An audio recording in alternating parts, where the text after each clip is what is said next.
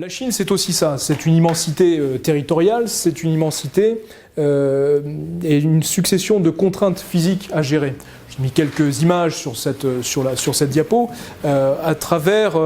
notamment l'évocation d'une légende qui est à l'origine, une des légendes à l'origine de la création du territoire, le fameux Hu le Grand qui dirige les eaux, qui est à l'origine dans la mythologie chinoise de l'actuel, si vous voulez, itinéraire des grands fleuves chinois orientés dans la partie très Han, très chinoise, très Chine centrale, ouest-est, sur un axe ouest-est, le fleuve Yangtze, depuis les contreforts himalayens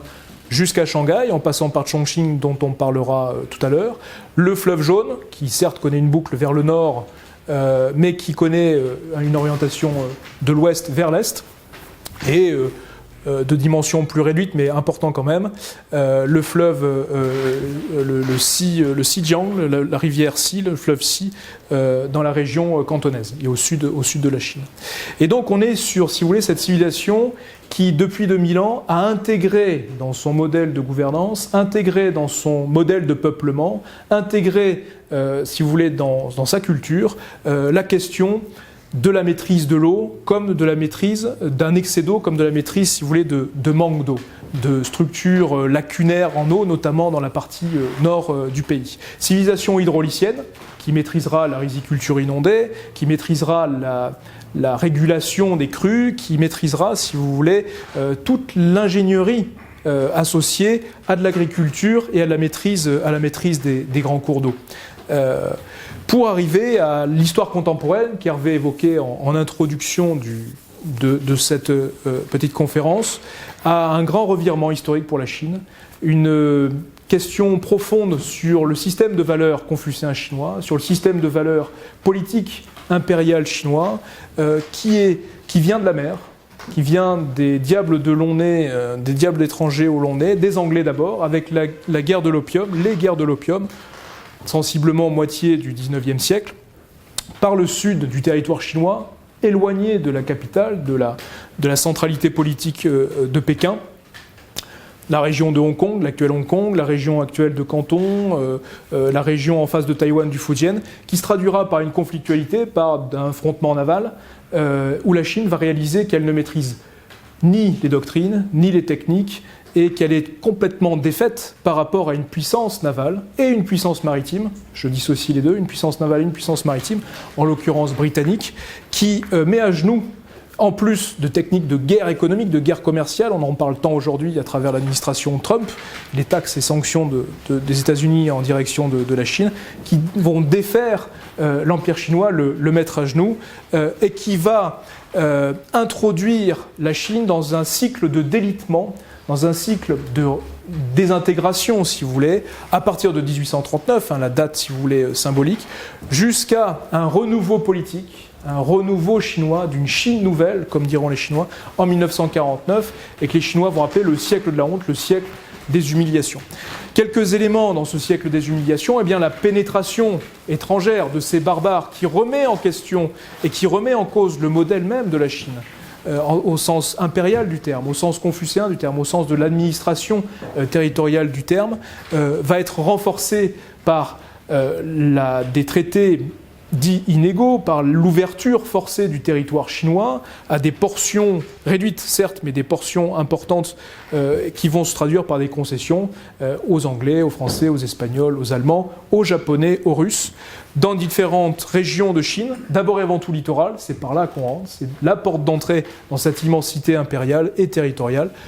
Ce qui deviendront des cités aujourd'hui centres et places financières, voire paradis fiscaux, on en reparlera, Hong Kong, Macao, qui était bien connu des jésuites, des portugais depuis le XVIe siècle, mais également à Canton, peut-être que la carte est un peu petite, en face de Taïwan, dans la province du Fujian, et en remontant dans le nord jusqu'à Pékin, en passant par Shanghai, qui n'est autre, si vous voulez, que le fruit de cette ouverture forcée, avec à peine 2 siècles d'histoire, ce qui n'est rien rapporté à la Chine. L'expérience allemande à Qingdao,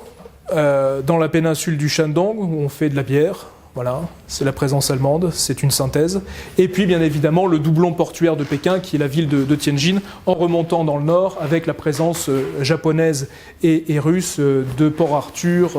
Lushun, dans la péninsule du Liaoning.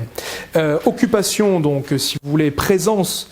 étrangère, qui va être doublée d'une occupation japonaise marquée par de nombreux massacres dans les années 20 et surtout années 30 jusqu'en 1945 finalement, et la fin du deuxième conflit mondial. À l'intérieur de ce système, où les étrangers ont une place privilégiée en termes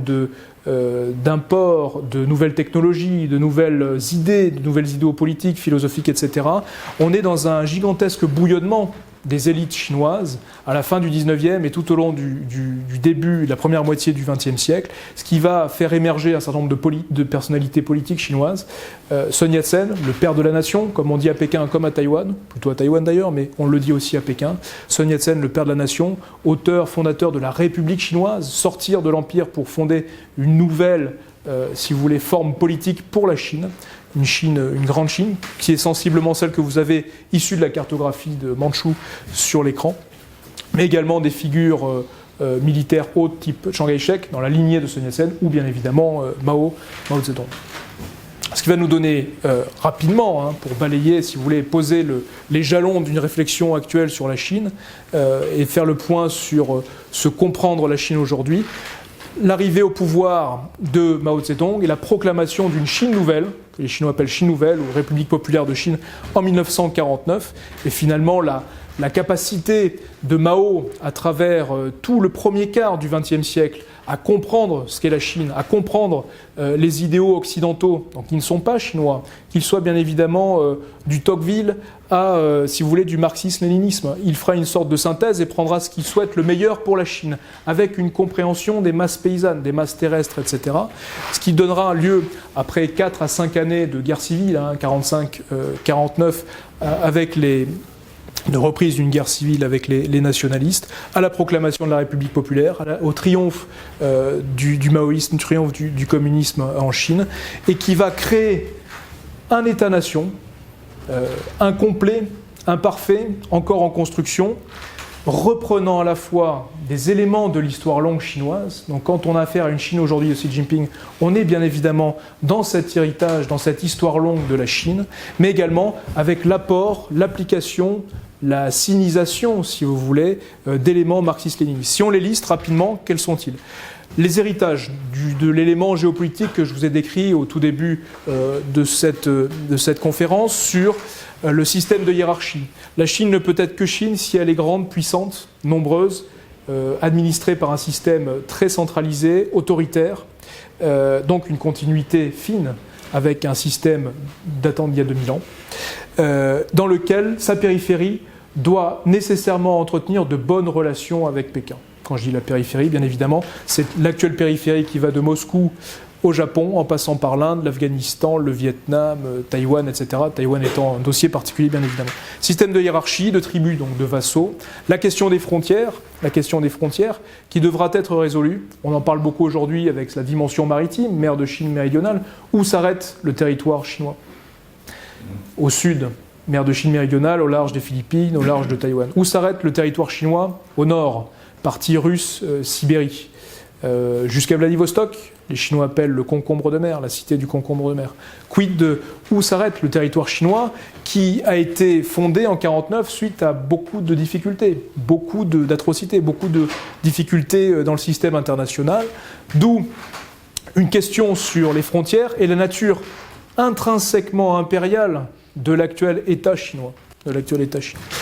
Puis, deuxième élément important, qui est celui de la revanche sur le passé, et celui de la revanche sur l'Occident. La Chine, dans le temps long, c'est une Chine puissante, c'est une Chine prééminente, ce que j'ai évoqué à plusieurs reprises, et qui a été très humiliée, largement humiliée, mise à genoux par l'Occident, pour faire simple, à partir de 1839 et de la première guerre de l'opium, puis suivie d'une deuxième session, etc., mais qui a plongé la Chine dans le désarroi, qui a plongé la Chine dans un certain marasme, et qui lui a fait perdre son rôle de leader, si vous voulez, en Asie, sa primauté en Asie, jusqu'à appeler la Chine l'homme malade de l'Asie. selon les termes qu'on avait dans les années 60-70. Donc, souci de ne pas évacuer le passé récent, un passé qui ne passe pas, celui du siècle de la honte, du siècle des humiliations, et doublé d'une idée de revanche sur l'Occident. Quand on a une Chine de Xi Jinping aujourd'hui, c'est bien celle-là, pas uniquement, mais c'est aussi celle-là. Troisième et quatrième élément, rapidement, l'idée de la Chine comme retour, comme étant un leader dans le système international, comme la puissance, c'est la question de la prééminence, avec un système marxiste-léniniste adapté au système chinois qui fait une sorte de synthèse avec l'histoire longue impériale et confucéenne.